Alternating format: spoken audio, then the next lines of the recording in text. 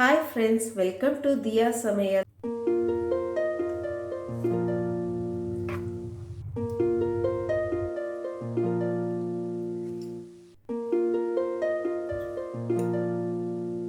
Hi friends, இன்றைக்கி என்ன ஸ்பெஷல்னா பச்சை பயிறு மசாலா. இது ரொம்ப டேஸ்ட்டாகவும் இருக்கும், அதே சமயத்தில் ரொம்ப ஹெல்த்தியான ஃபுட். பச்சை பயிரில் ஹை ப்ரோட்டீன் இருக்கிறனால இதை அடிக்கடி செஞ்சு சாப்பிட்றது நல்லது. டயட் மெயின்டைன் பண்ணுறவங்க இதை அடிக்கடி செஞ்சு சாப்பிடுங்க. வாங்க சமைக்கலாம். அதுக்கு முன்னாடி என் சேனலை சப்ஸ்கிரைப் பண்ணாதவங்க சப்ஸ்கிரைப் பண்ணிவிட்டு பக்கத்தில் இருக்க பெல் ஐக்கானை கிளிக் பண்ணிவிட்டு வாங்க. பச்சை பயிர் மசாலாவுக்கு 250 கிராம் பச்சை பயிரை ஒரு 3 மணி நேரம் ஊற வச்சு எடுத்திருக்கேன். இதை நம்ம குக்கருக்கு மாற்றிக்கலாம்.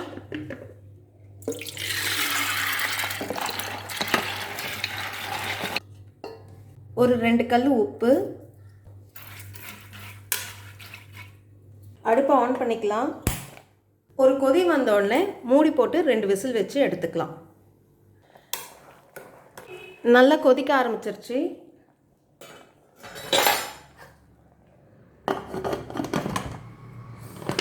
மூடி போட்டு 2 விசில் வைப்போம்.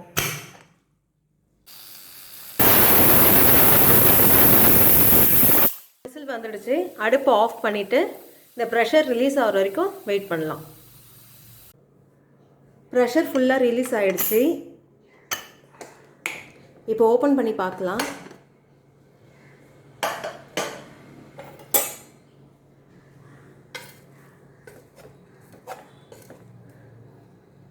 இதை பாருங்கள், நல்லா வெந்திருக்கு பாருங்கள். இப்போ இதை ஓரமாக வச்சுட்டு நம்ம மசாலாவை ரெடி பண்ணிக்கலாம். அடுப்பை ஆன் பண்ணிக்கலாம். கடாய் நல்லா சூடாயிடுச்சு. 3 டேபிள் ஸ்பூன் எண்ணெய். எண்ணெய் நல்லா சூடாயிடுச்சு. 1/4 ஸ்பூன் சீரகம், 1/4 ஸ்பூன் சோம்பு. சீரகமும் சோம்பும் நல்லா பொரிஞ்சிடுச்சு. 15 பூண்டை இடித்து வச்சுருக்கேன், அதை இதில் ஆட் பண்ணிக்கலாம்.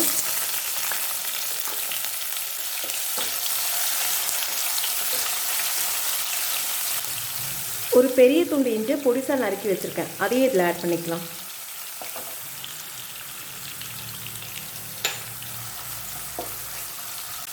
எண்ணெயில் நல்லா வதங்கிட்டது. பூண்டும் இஞ்சும் நல்லா வதங்கிடுச்சு. இப்போ 2 பெரிய வெங்காயத்தை பொடிசாக நறுக்கி எடுத்திருக்கேன், அதை இதில் ஆட் பண்ணிக்கலாம். எந்த அளவுக்கு பொடிசாக நறுக்க முடியுமோ அந்த அளவுக்கு பொடிசாக நறுக்கி எடுத்துக்கோங்க.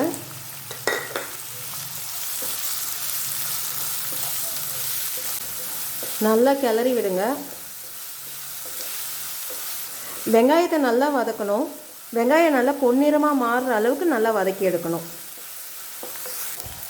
வெங்காயம் நல்லா வதக்கியாச்சு. இப்போது 3 பெரிய தக்காளியை பொடிசாக நறுக்கி எடுத்திருக்கேன், அதை இதில் ஆட் பண்ணிக்கலாம்.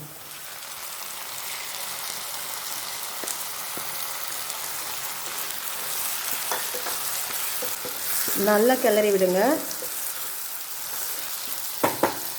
கொஞ்சோண்டு சால்ட் ஆட் பண்ணிக்கலாம். சால்ட் ஆட் பண்ணுறதுனால நம்மளுக்கு சீக்கிரமாக தக்காளி வேகும். இதை நல்லா கிளறி விட்டு மூடி போட்டு ஒரு 2 நிமிஷம் வைக்கலாம். மூடியை திறந்து பார்க்கலாம். நல்லா வதங்கி வந்திருக்கு பாருங்கள். இந்த வெங்காயம், தக்காளி, இஞ்சி, பூண்டு எல்லாம் மிக்ஸ் ஆகி வெந்து வந்திருக்கு. இப்போ இதில் மசாலாவை ஆட் பண்ணிக்கலாம். 1/4 ஸ்பூன் மஞ்சள் பொடி, 1 டேபிள் ஸ்பூன் மிளகாய் பொடி, 1 ஸ்பூன் காஷ்மீரி மிளகாய் பொடி, 1 டேபிள் ஸ்பூன் தனியாத்தூள், 1 ஸ்பூன் கரம் மசாலா, 1 ஸ்பூன் சீரகத்தூள். இதை நல்லா மிக்ஸ் பண்ணி விடுங்க.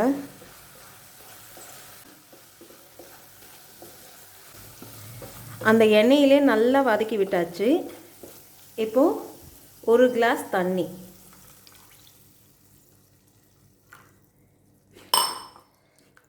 நல்லா கலந்து விடுங்க.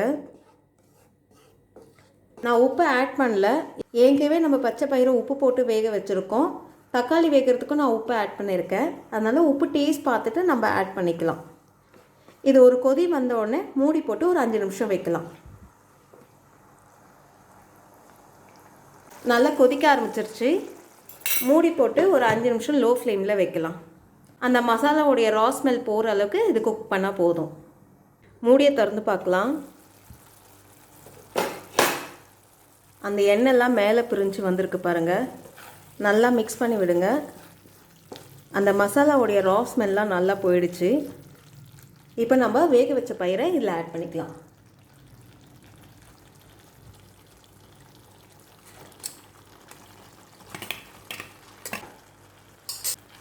இந்த மசாலாவோட இந்த பயிரை நல்லா மிக்ஸ் பண்ணி விடுங்க.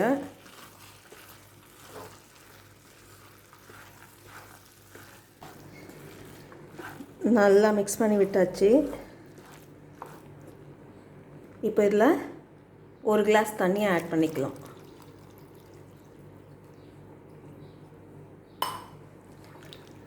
தண்ணியை ஆட் பண்ணி நல்லா மிக்ஸ் பண்ணி விடுங்க. இப்போ உப்போட டேஸ்ட் பார்த்துட்டு தேவைப்பட்டால் நம்ம ஆட் பண்ணிக்கலாம். உப்பு தேவைப்படுது. தேவையான அளவு உப்பு ஆட் பண்ணிக்கோங்க. நல்லா மிக்ஸ் பண்ணி விடுங்க. நல்லா மிக்ஸ் பண்ணி விட்டாச்சு. இப்போது மூடி போட்டு ஒரு 5 நிமிஷம் லோ ஃப்ளேமில் குக் பண்ணலாம். இப்போ மூடியை திறந்து பார்ப்போம்.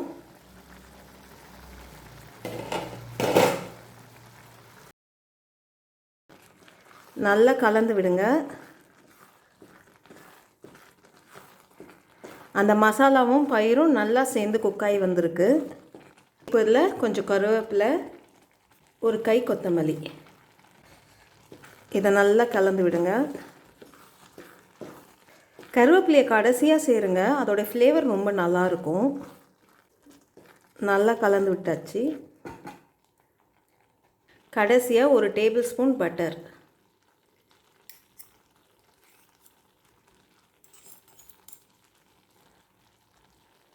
இதை நல்லா மிக்ஸ் பண்ணி விடுங்க.